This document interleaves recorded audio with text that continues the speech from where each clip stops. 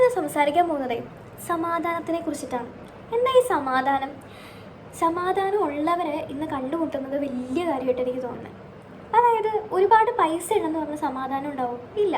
എന്നൊരുപാട് പാവമാണെന്ന് പറഞ്ഞാൽ സമാധാനം ഉണ്ടാവും? ഇല്ല.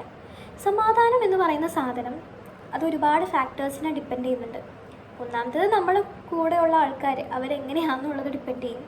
പിന്നെ നമ്മൾ ചെയ്യുന്ന ജോലി, പിന്നെ അതുപോലെ തന്നെ ഈ ഒരു സൊസൈറ്റി, അങ്ങനെ ഒരുപാട് കാര്യങ്ങൾ നമുക്ക് എത്രത്തോളം എന്താ പറയുക, എത്രത്തോളം നമ്മൾ മെൻ്റലി സ്റ്റേബിളാണ് എന്നുള്ളതും ഈ സമാധാനം എന്ന് പറയുന്ന സാധനം. എന്ന് വെച്ചാൽ ചിലവർ ഇങ്ങനെ ഓവർ തിങ്ക് ചെയ്ത് ഉള്ളവരുണ്ടാകാം, അല്ലെങ്കിൽ ഭയങ്കര സ്ട്രെസ്, ആങ്സൈറ്റി, ഡിപ്രഷൻ പോലുള്ള സംഭവങ്ങളുള്ളവരുണ്ടാകാം.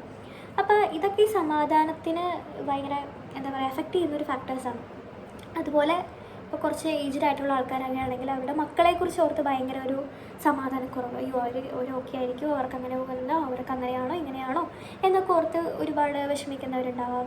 അല്ലെങ്കിൽ യങ്സ്റ്റേഴ്സ് ആണെങ്കിൽ അവരുടെ ഫ്യൂച്ചറിനെ കുറിച്ചും അവരുടെ സ്റ്റെബിലിറ്റി, ഇൻഡിപെൻഡൻസ്, അങ്ങനത്തെ കാര്യത്തെക്കുറിച്ച് ഭയങ്കര ടെൻഷൻ അടിച്ചിരിക്കുന്നവരായിരിക്കാം. ഓക്കെ, ടീൻസ് ആണെങ്കിൽ അല്ലെങ്കിൽ പഠിക്കുന്നവരൊക്കെ ആണെങ്കിൽ പഠിച്ച് മാർക്ക് കിട്ടുമോ അങ്ങനെയുള്ള കാര്യത്തെക്കുറിച്ച് ഓർത്ത്. അപ്പം ഞാൻ പറയട്ടെ, ഇങ്ങനെയുള്ള ഒരുപാട് കാര്യങ്ങൾ നമ്മുടെ മനസ്സമാധാനം കടത്തും. അപ്പോൾ ഇതിനൊക്കെ എങ്ങനെ നമുക്കൊന്ന് കൺട്രോൾ ചെയ്യാം, അതാണ് ഇന്നത്തെ വീഡിയോയിൽ ഞാൻ പറയാൻ വേണ്ടി പോകുന്നത്. നിങ്ങൾ സ്റ്റുഡൻസ് ആണെങ്കിൽ നിങ്ങളുടെ ക്ലാസ്സിൽ നിങ്ങളെ തന്നെ മറ്റുള്ളവരോട് കമ്പയർ ചെയ്യാതിരിക്കുക.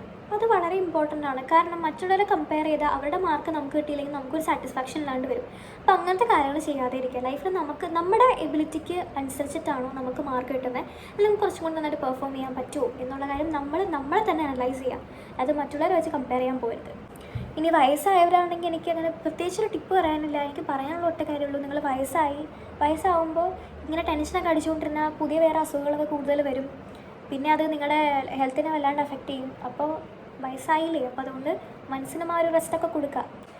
പിന്നെ കിഡ്സും അതുപോലെ കുറച്ച് പ്രായമായിട്ടുള്ളവരല്ലാതെ ആണെങ്കിൽ നിങ്ങൾ മാക്സിമം നിങ്ങളുടെ ലൈഫിനെ മറ്റുള്ളവരായിട്ട് കമ്പയർ ചെയ്യാതിരിക്കുക. കാരണം ഞാൻ പറയാം, അതായത് ഇപ്പോൾ നിലവിലിപ്പോൾ സോഷ്യൽ മീഡിയയിലൊക്കെ കാണുന്ന സെലിബ്രിറ്റീസിൻ്റെയും ഇൻഫ്ലുവൻസേഴ്സിൻ്റെ ഒക്കെ ലൈഫ് കണ്ടിട്ട് അയ്യോ നമ്മുടെ ലൈഫ് അങ്ങനെ ആയിരുന്നെങ്കിൽ എന്ന് ആഗ്രഹിക്കുന്ന ഒരുപാട് പേരുണ്ടാവുമല്ലോ. അപ്പോൾ ആ ഒരു നമ്മുടെ ലൈഫിൽ നമുക്കില്ലാത്തൊരു സാറ്റിസ്ഫാക്ഷൻ, ആ ഒരു കുഴപ്പം, അത് വളരെ വലിയൊരു കുഴപ്പമാണ്. അപ്പോൾ അത് നമ്മുടെ മനസ്സമാധാനം ഇല്ലാണ്ടാക്കും. ഇനി ഈ വീഡിയോ കണ്ടിട്ട് നിങ്ങളുടെ ഉള്ള സമാധാനം ഇല്ലാണ്ടായെങ്കിൽ കമൻറ്റിൽ അറിയിക്കുക. അപ്പോൾ ഈ വീഡിയോ ഇഷ്ടപ്പെട്ടെങ്കിലും കമൻറ്റ് ചെയ്യണേ. ഇനി ഇങ്ങനത്തെ ആൾക്കാരൊക്കെ ഉണ്ടെങ്കിൽ അല്ലെങ്കിൽ ഇങ്ങനത്തെ പ്രോബ്ലംസ് നേരിടുന്നവരുണ്ടെങ്കിൽ നിങ്ങൾ എന്തായാലും ഈ വീഡിയോ അവർക്കും ഷെയർ ചെയ്യണം.